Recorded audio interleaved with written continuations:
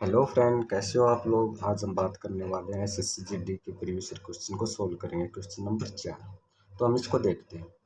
एक दुकानदार ने 2600 रुपये अंकित मूल्य वाले टेबल को 18% की छूट पर खरीदा और उसने इसका अंकित मूल्य 2800 रुपये रखा तथा 15% की छूट पर बेच दिया। इससे उसे कितना लाभ हुआ।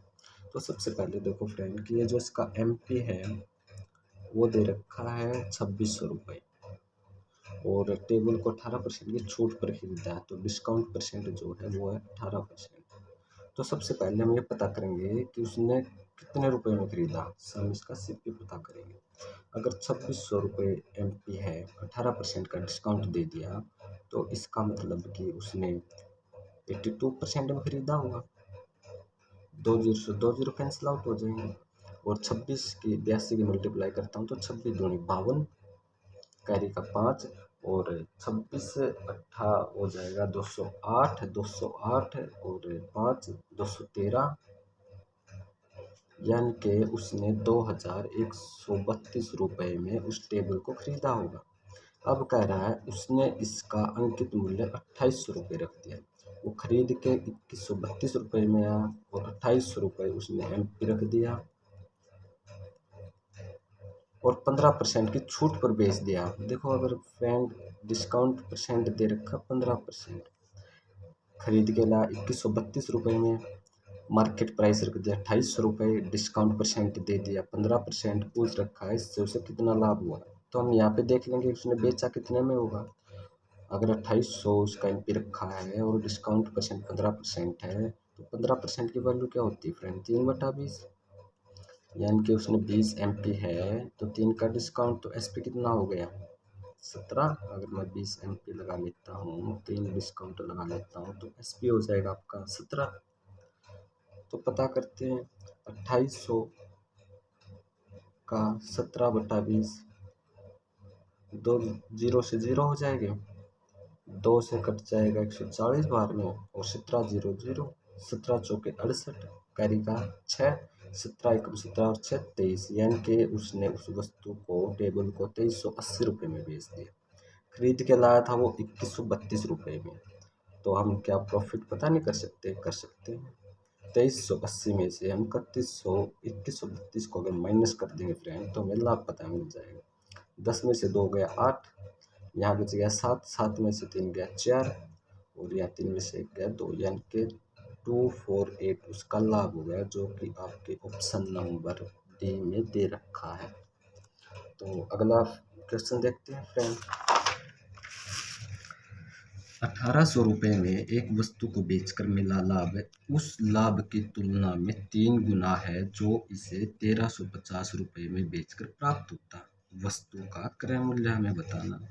तो ये कह रहा है कि 1800 रुपये में बेचकर ना कुछ लाभ हो रहा है। तो मान लिया मैंने 1800 रुपये यहाँ पर बेचकर उसे लाभ हो रहा है। उस लाभ की तुलना में 3 गुना है। किस लाभ की तुलना में, जो 1350 रुपये में बेचकर प्राप्त होता है। यहाँ पे मान लेता हूँ मैं 1350 रुपये में बेचकर कुछ लाभ प्राप्त होता है। यहाँ पे मैं सीपी लिख लेता हूँ। खुद खरीद के लाया 1350 में बेच रहा तो भी लाभ हो रहा है और 1800 में बेच रहा है तो और भी ज़्यादा लाभ हो रहा है। और जो लाभ का रेशो है वो है, अगर यहाँ पे 1 यूनिट लाभ हो रहा है तो यहाँ पे 3 यूनिट लाभ हो रहा है। तो फ्रेंड हमें अगर सीपी पता करना है तो सबसे पहले क्या करेंगे, हम इनका डिफरेंस चेक करेंगे। तो जो डिफरेंस आएगा 1800 और 1350 का, वो आ जाएगा आपका 450 और रेशो में डिफरेंस कितना है फ्रेंड, 2 का। तो क्या 450 जो है वो 2 यूनिट का मान है, तो 1 यूनिट का मान आ जाएगा कितना, 2 दूनी 4, 2 दूनी 4 और 2 पंजे 10, यानी कि 1 यूनिट का मान आ गया 225। अगर मैं 1350 में से 225 को माइनस कर देता हूँ तो मुझे क्या पता चल जाएगा, उस वस्तु का सीपी।